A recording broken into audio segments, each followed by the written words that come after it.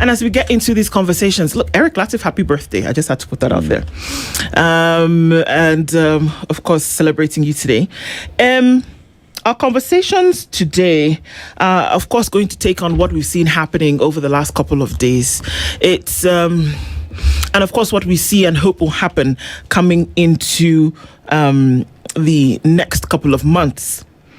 Professor Peter Kagwanja is the CEO of the Africa Policy Institute and joins us this morning in the Situation Room. Good morning, Prof. Good morning. Mm-hmm. How are you doing? Very well, thank you. How are you?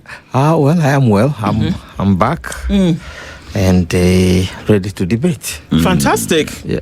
There are some tensions, as you may have been told. Yes. Or you may have seen. Yes. We're going to try and debunk those a little bit and talk about, some of the things that we should probably not be dabbling in at this point. But before we get into that, Dennis takes us to, he'll tell you. Mauritius. Oh, Mauritius. Yes, Port Louis, the capital. Yes. Right? Port Louis, yeah. A country with a population of around 1.6 million. Yeah, but considered to be one of Africa's strongest economies. And I'll just say why it's considered, because its tourism is doing very well. It is a huge on financial services and something Kenya is struggling with, manufacturing and agriculture in terms of value addition on the same. Perhaps if we need to benchmark, let's go see what they're doing. But the proverb that we get from them, wrong doesn't become right and evil doesn't become good just because it's accepted by a majority. Well, that there are things called principles.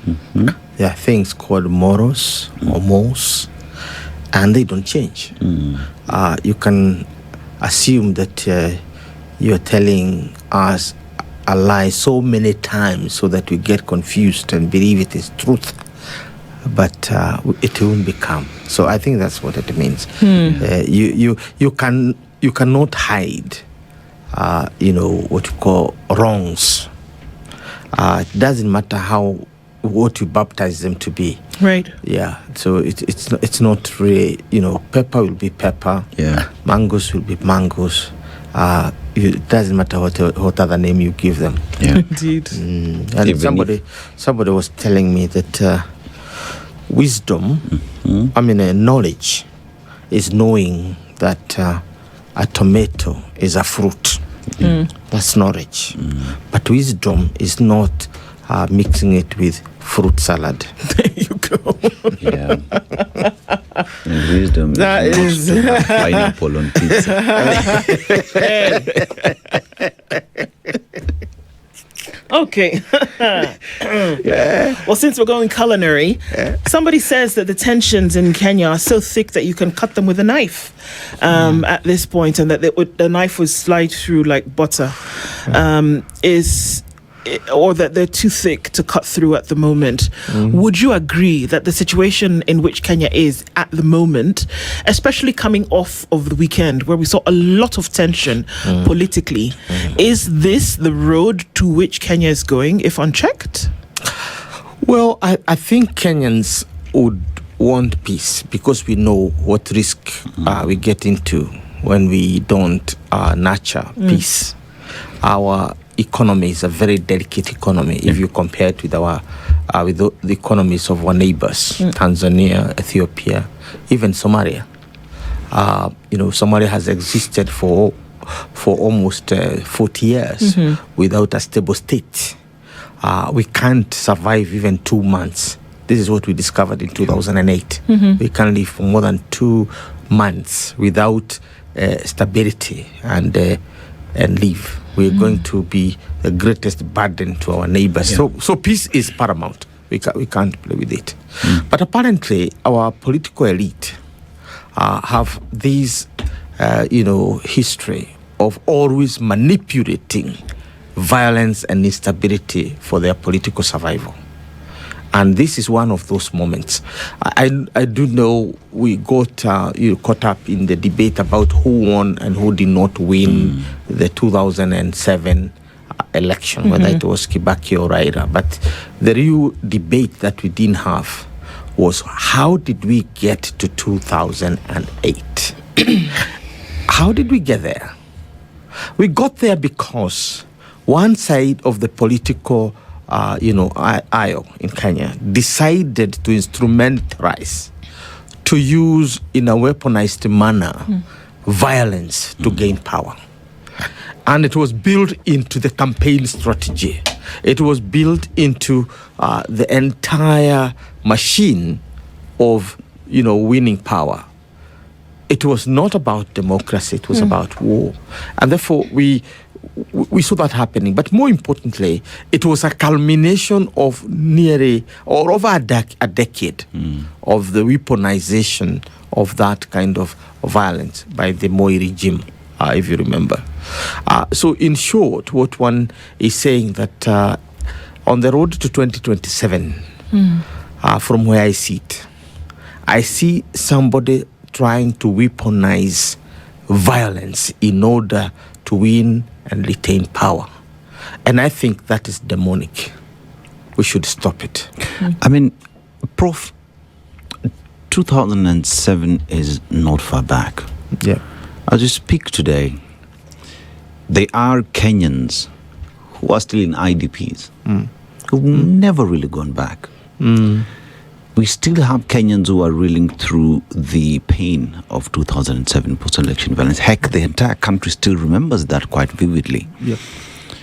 Yet, we have been given all the indicators by Kofi Annan has given us an indicator where Kenya is at the moment. And one would hope that those in power, those with positions to deal with that through, because they sit in National Security Council meetings, they have intelligence, they're consumers of the same, they would be working to ensure that Kenya goes beyond 2027 as a peaceful country. Because like everybody keeps saying, Kenya is greater than any single individual. Why the reluctance? Must we win these positions by hook or crook? Well, I don't think our elite care much about that because it's a history we have built. I remember in another forum I was saying that the whole element of using violence, it harkens back to the colonial period. Kenyans will remind you of something called pseudo Mau Mau. Pseudo Mau Mau were goons. And the British brought in somebody called Ian Henderson. And Ian Henderson had gained great skills in Malaysia and Indonesia, in those, what we are calling young tigers. And they were imported into Kenya to basically destroy the Mau Mau. And these were not part of the military. They are not part of the police. They are not part of the intelligence, were simply goons who were brought in, and they hired local goons. They didn't. It's not white people who came. It was Ian Smith who was himself. Ian Anderson, who was British. The rest were Kikuyus. Actually, let's put it that way. They were all Kikuyus, and these are the goons basically. Who killed Dedan Kimathi, or who shot Dedan Kimathi before he was hanged. They are the ones who killed many Mau Mau generals, including my uncle, Ihura. And the reason why they were brought was basically to act in that rogue manner beyond the law, that they cannot be caught by the law. So goonism has that long history. But it was perfected under Moi, when multi-party democracy came in.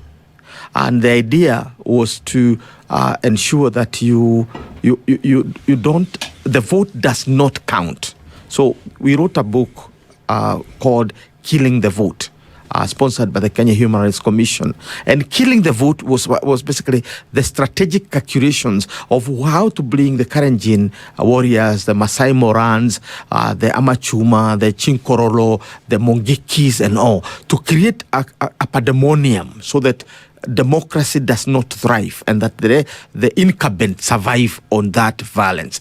I see the rewriting of history. That script is being rewritten. And you can see kind of making democracy not work so that they can favor the incumbent. Can I tell you what I see? Because I've been on this political landscape for a while. The idea is to reintroduce Kibaki's Grand Coalition. It can't come without violence. Why do I say so? I have been training all arms of government for the last 15 years. Training from the military to the intelligence to the police force. I've been to Kagwanja and so on. And I know we are capable as a country to ensure that there is permanent peace within our borders and that none of our citizens can die recklessly because of so-called goons. So there is a deliberate effort to let goons loose on our population. Why? Politics. Why? Retaining power. Why? Looking for justification as to why people must talk and then talk peace. We don't talk peace. We have put systems in place. Our military can protect our borders. Our police force, harnessed to their numbers and to their strength, can protect every citizen in our country. Why it is not happening has only a political logic. And the political logic is to push this country to the precipice. Get the Americans, the Europeans, and the rest of the world to put pressure on Kenya to talk. And when the Kenya talks, then somebody is going to benefit. So that's the way the two-term will be born. So we're seeing the midwifing of the two-term through violence. God forbid. Because we can see through it. We can see through it. We didn't see through 2007 coming, the 2008. And therefore, we give ourselves a benefit of doubt. We talked and agreed that let's now put our house in order. There were so many institutions that were not in place. In our case, for example, a new constitution, the certain approach, approach to governance, which we needed to put in place. So we didn't. So we accepted. But 2027, we are mature. We can see through demonic strategies. And Kenya does not deserve that. Are you saying that the employment of goons and the proliferation of violence, like what we saw over the weekend, is evil, demonic? Yeah, that's what I'm saying. That and it is not coming by coincidence. Kenya is not hurtling down to violence because of things that are systemic. So why? That we can see it's a deliberate strategy to reintroduce instability, to reintroduce violence, what we're calling goonism, as a way of retaining power. So what does it do, so that we can understand why then it's employed? What does it do that then ensures that you can have control of a situation? What does it do when I say, okay, well, goons are us, I'm going to pay whatever amount of money it is, and then I have people putting stones in the road, or I have people wielding weapons to keep a crowd at bay? What does it do?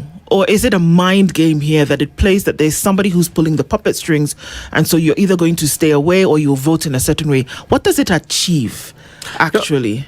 Well, as I said, when we were researching for that publication, and it's still available from the Kenya Human Rights Commission, Killing the Vote, we saw the logic as twofold. One is to suppress vote that is hostile to the regime. And therefore, you displace people in Muhoroni, in Molo, in Kitale, and all places which were seen as hostile.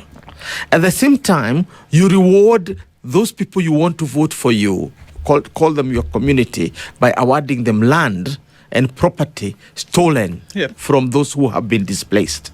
So it's a double victory. You reinforce the vote that is supportive of your cause or your election, and you displace and disempower and disenfranchise that population which is not supportive of your re-election. So that was the logic that time. The logic this time is essentially is not to displace the vote, because Kenya has also increasingly become urbanized. We have become intermixed. So you cannot displace the Ruya here, or displace the Kikuyu here, or the Kalenjin there, or whoever. You can't, because we're greatly intermixed in many ways, except in a number of cases. And where we were not intermixed, people were displaced and removed, and I think that's what Dennis was saying. Yeah. And they have never returned. Yeah. Most of them have never returned. They're still outside there. So why goons now? The culture of goonism is a very deliberate strategy. And as I speak, I have been in this country for a long time.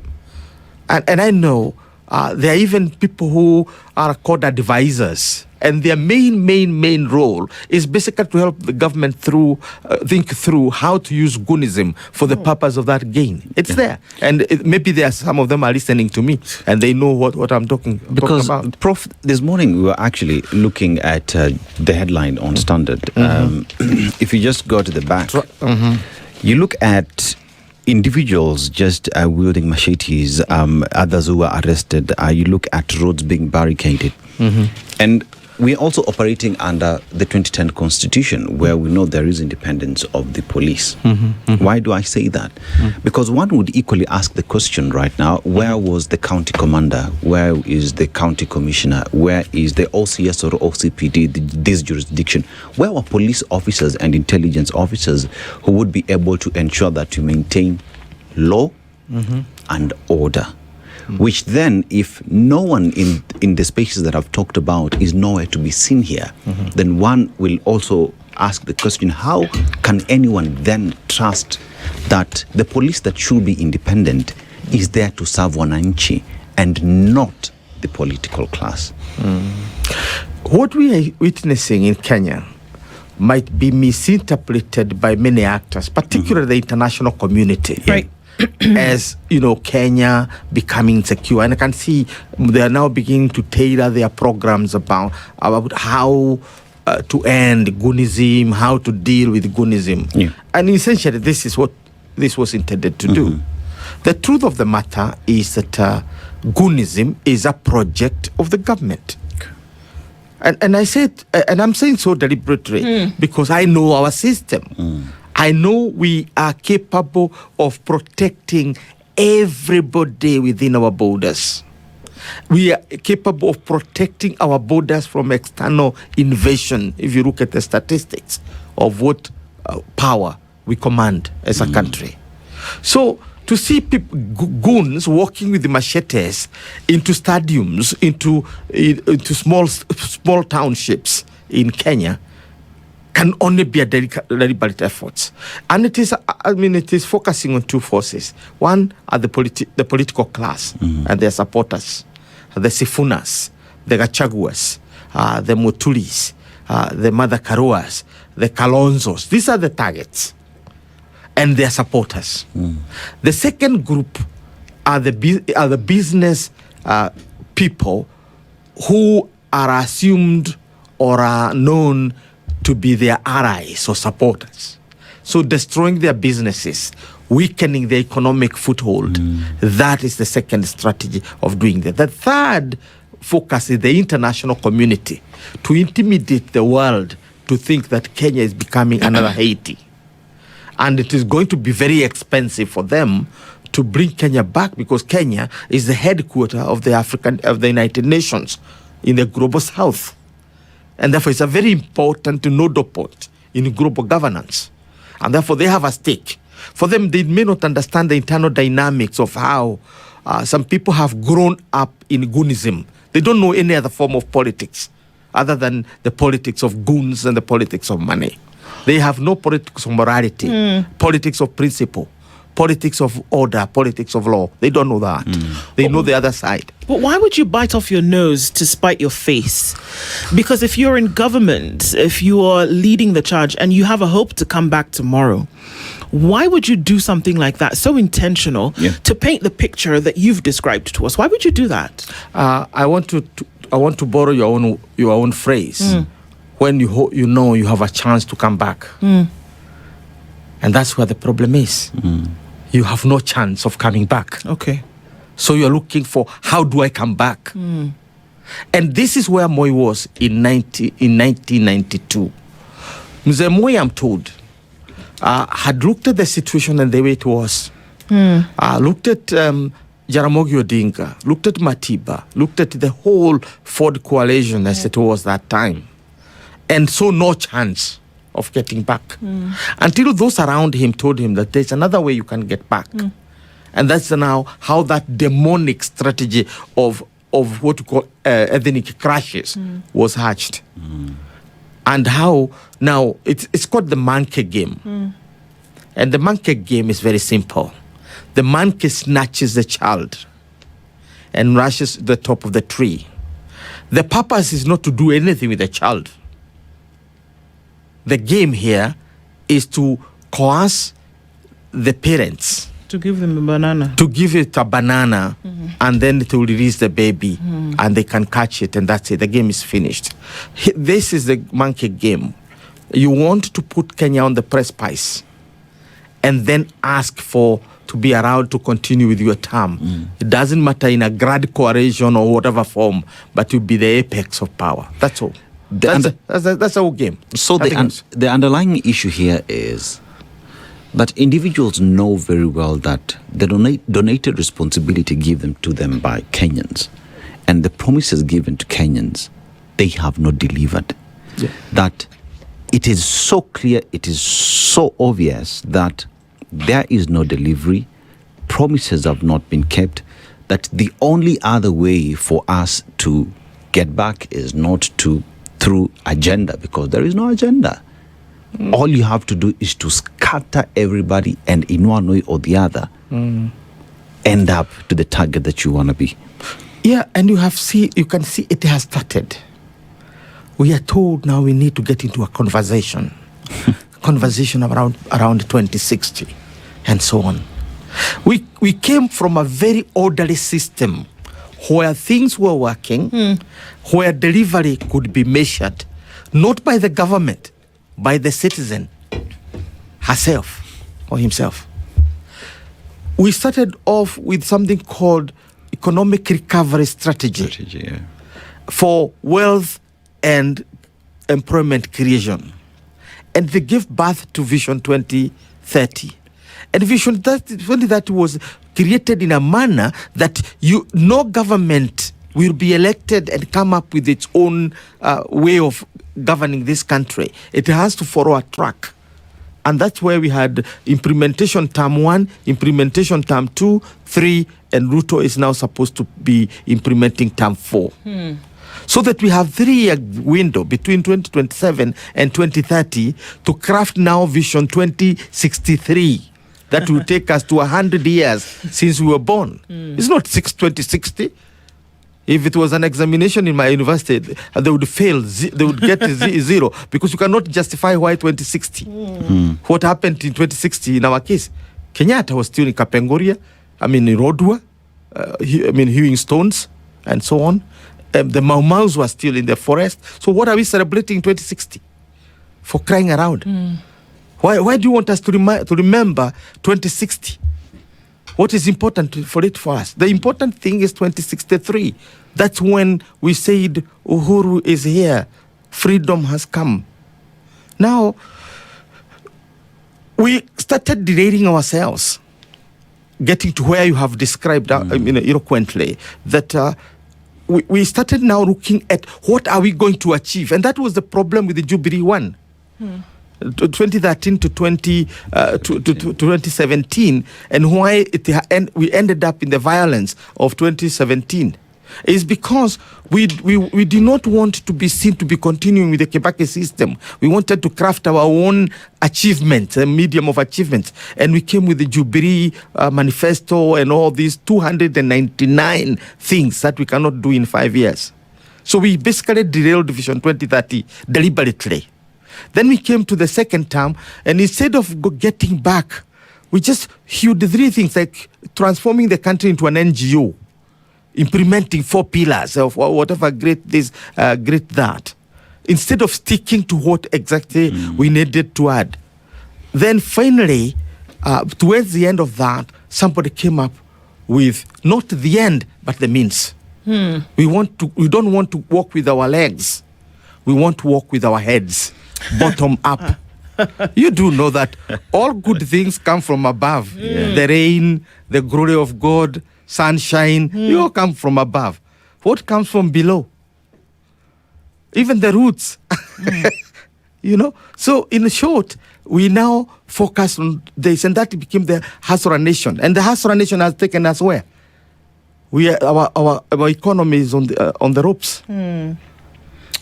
Okay. We are in our knees. So now, in order to collect that particular situation, you do know that because of that cumulative failure, because Ruto is the failure of the Ruto system is not what we are seeing. It started with Jubilee 1, then Jubilee 2, and now UDA 1.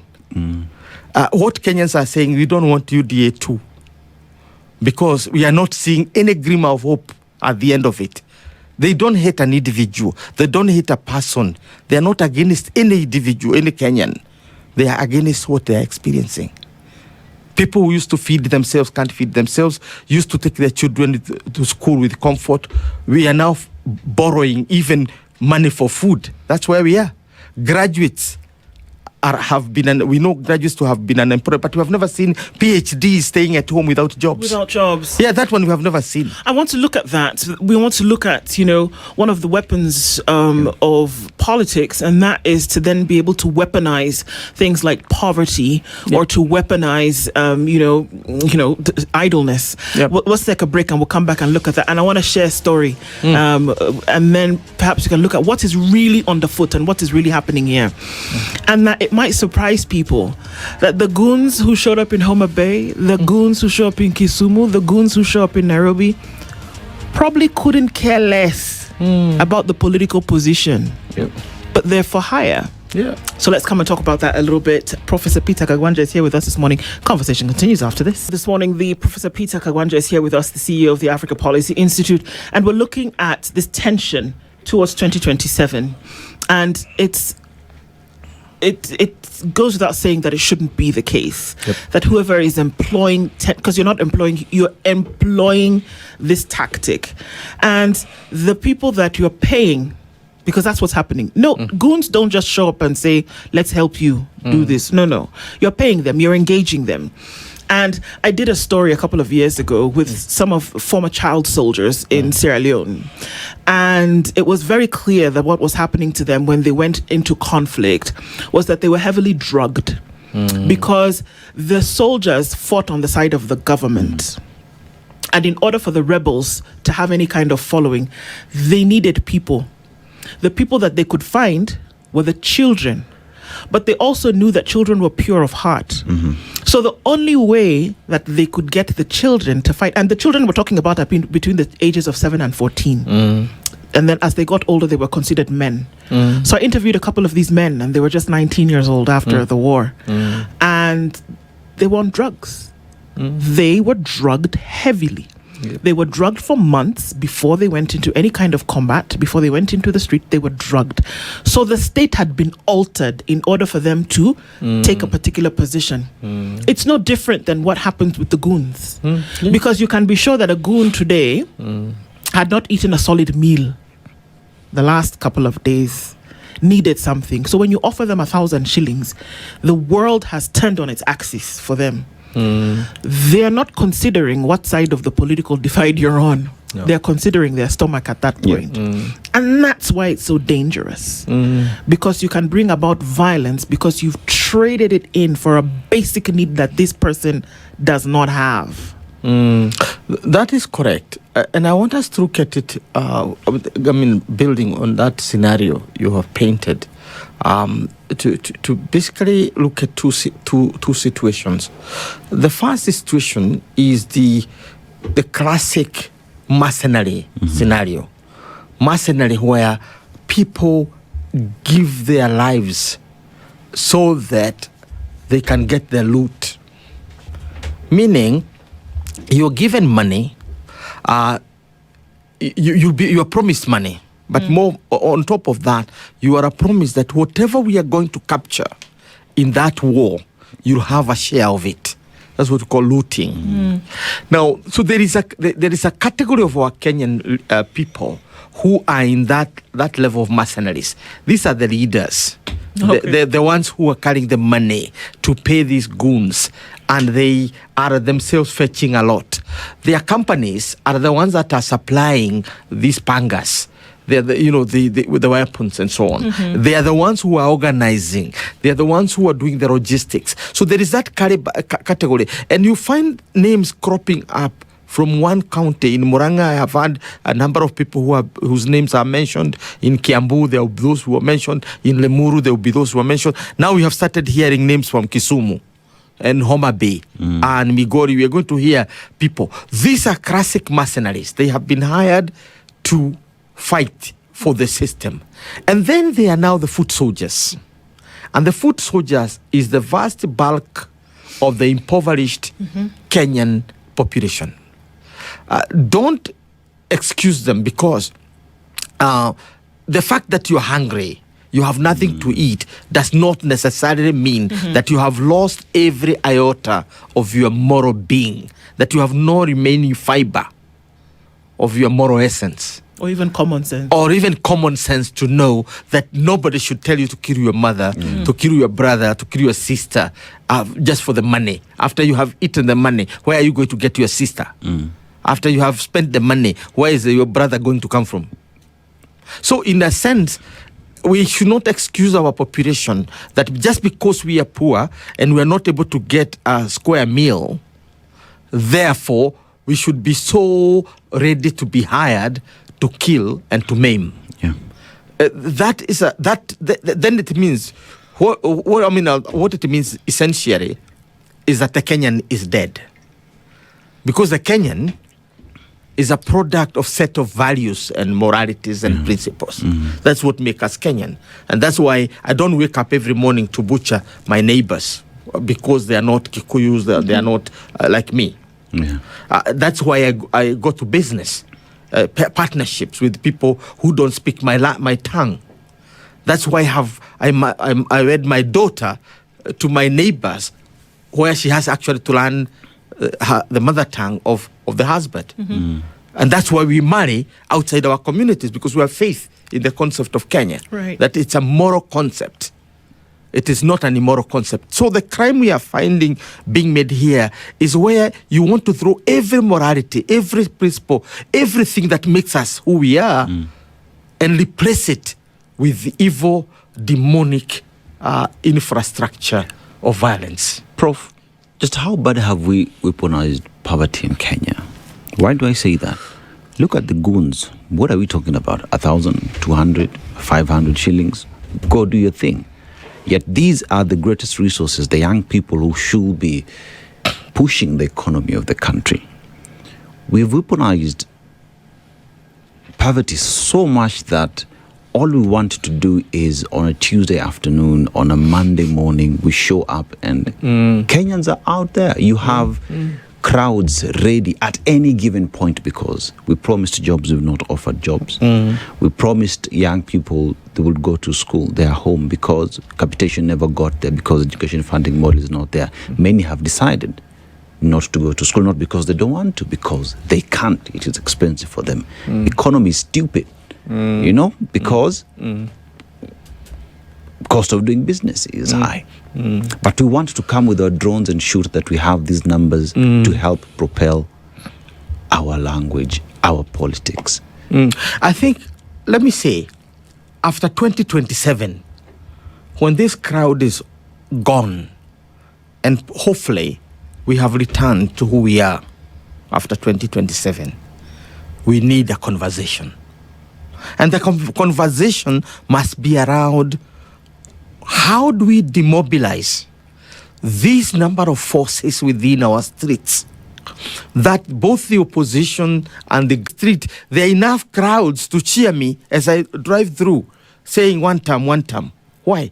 Because our country has itself, has rendered itself vulnerable to those who want to use goons, because they are there for hire. People idle.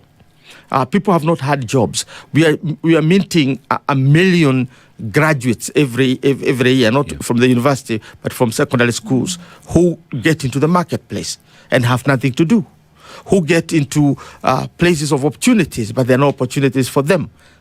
And when opportunities come, they are not shared equitably. You find one community is having the lion's share, 3/4 of all the opportunities that are offered for training by the government go to one community because it is well connected and it wants to fortify itself.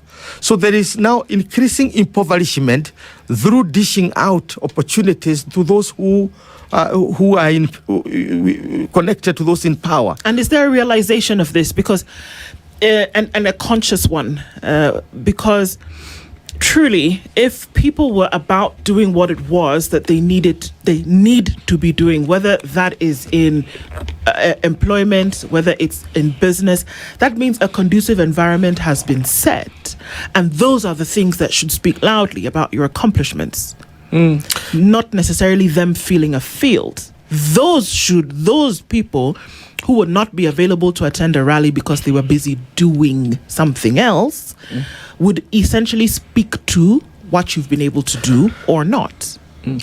When I was the executive director of the secretariat that campaigned for this constitution, appointed by the two principals, President Mwai Kibaki and Raila Odinga, I encountered a phenomenon that I have never forgotten. It still continues to traumatize me. And the idea was, the conversation was a very private conversation around what to do with Kibera.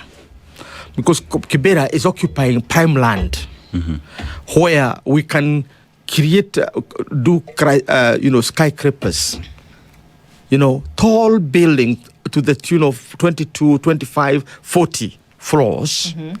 Occupy the entire, house the entire population of Kibera and leave grounds for stadium, for gardens to people to work with, spaces for elite primary schools within the same area. It just requires government to do so. And then somebody in that conversation said, and if we do that, where are we going to get people to be attending our rallies at Uhuru Park? It was a very naive, statement, but which told you the kind of mentalities that is dominating. That you have to keep people poor so that they are pliable and answerable to your calls. That they are within the call of beacon. You come and then we move. So in short, what one is saying is that there is an extent to which this poverty we are talking about is itself weaponized. It is basically deliberately created. And those of us who come from Mount Kenya know that some of this can be a project. Why do I say so? I personally grew up in a society where we didn't know poverty. And I'm serious. In the 1970s, the mid-70s, all the way up to mid-80s, that region did not know poverty because of coffee. Because if you are not having coffee yourself in a huge amount, the little time you have, you spend working for your neighbor. And the people are paying well because there was money to pay. And the people would have cows and they would have tanks to water their vegetables and so on. Now that, when coffee was attacked, when tea was invaded, and it never stopped paying, and people stopped growing it, and therefore the market collapsed. The market for coffee collapsed because the volumes that sustained the market collapsed. Now people are poor. That is why go to any town in Mount Kenya region, and within 10 minutes, the whole market is full, ready to be addressed. Why? Because there is mass poverty. It is not just poverty. It is mass poverty. And mass poverty is a source of instability. It is what is causing this insecurity. Why? When you listened to Mheshimiwa Rigathi Gachagua angry about what happened in Nakuru and saying that this time round we are going to protect ourselves, Did he say that he's going to mobilize the Lord's Resistance Army or so? No, he didn't. It is because in our marketplace, you just need to get enough people to protect yourself. But what are we doing? We are basically arming our people ideologically and practically to be war formations. And that is how a nation begins to hattle down into a Haiti. You become a Haiti by using ordinary people, ordinary Kenyans, as foot soldiers in the political formations. Now, I can guarantee you, if Rigathi Gachagua, with the kind of power he's wielding in Mount Kenya in terms of the support base that he has, seek protection from his people, we are back to 1952. Believe me, we are back to 1952 because we have a population that has nothing to do, is not doing anything, and is given a cause. He just need to look for guns and look for money and look for food. And the moment you can feed them, and you are telling they are feeding and fighting in order to be able to sustain their lives, you have created the Mau Mau army. So the point is, those who are in leadership must come to the senses and know what we are doing. Block by block, we are building anarchy. I hope we did not go to Haiti, or we did not take our police force to Haiti to learn lessons of how to make Kenya a Haiti. We went to help Haiti to become Kenya, which is assumed globally to be stable and governable and governed through the rule of law and order. How do Kenyans see beyond what is being hidden?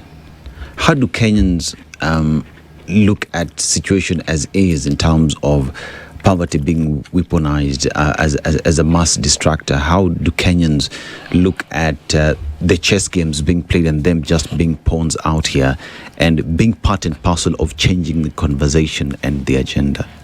Let me start by yourself, Dennis. Yes. I don't want to go to the other Kenyans. Yeah. You have been weaponized. And here you are. Every day, you are waiting for news to come. And if you study the politics of Donald Trump in the United States, it's about hogging the media. Hogging the media, meaning you are producing the most obscene and grotesque of all things, so that every minute is either talking about you or talking about your project. You're basically creating one episode after another, creating something absurd, because the media is about the man biting the dog, not the dog biting the man. And as a result, this is where we have been. The previous time we were talking about Singapore. Last week we were talking about UDA ODM meeting and that camaraderie thing. Then from there we moved to Agenda 2060, the Ruto's Agenda 2060. Next week or thereabout, we are going to talk about the UDA ODM manifesto.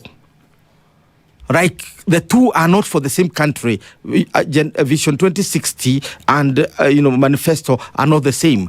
Next time we'll be talking about something else. So we are moving from one issue. I have been invited to all media houses, and I've been wondering, why am I going to all these media houses to answer these questions? Even us, those who have time and who are educated and who know actually what is happening, are caught in this cataclysm of moving from one media house to another, talking about agendas that are minted from State House and wherever, in order to keep Kenyans occupied and to keep us talking about one person, one party and one government. And so perhaps it's time to tell the truth, and let me tell you a truth that might shock you. Yes. We're going to finish this year, 2026, having only paid 12,000 shillings out of the 22,000 shillings that's promised by the Ministry of Education to capitation. 12,000. Yes. So perhaps we need to now hone our attention to the things that actually should be correct.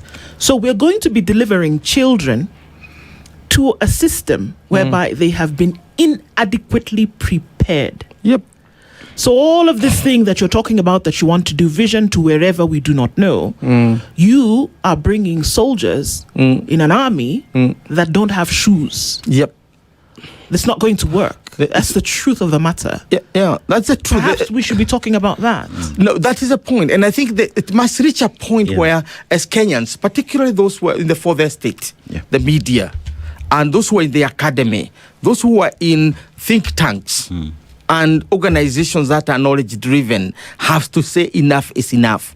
Because they're minting issues every day for us to debate. In other words, they are throwing bones to us to start chewing and chasing each other around, when we, in essence, we are supposed to be focusing on the more important issues about our land, about our education, about our health, and about our economy. Because these are the three things that we have not accomplished in the last 63 or so years. That we waged a war in 1963 against three enemies of our people at that time: poverty, ignorance, and disease. And therefore we vowed to build strong medical institutions, strong education institutions, and strong economic strategies. And what have we done? We are on diversionary course. And because you cannot deliver, then you have to occupy people's minds with very tiny, useless agendas about how many houses have been built. Who is living those houses in poverty? You know, and they think that we are foolish because there are mobs out there who have no jobs and are shouting.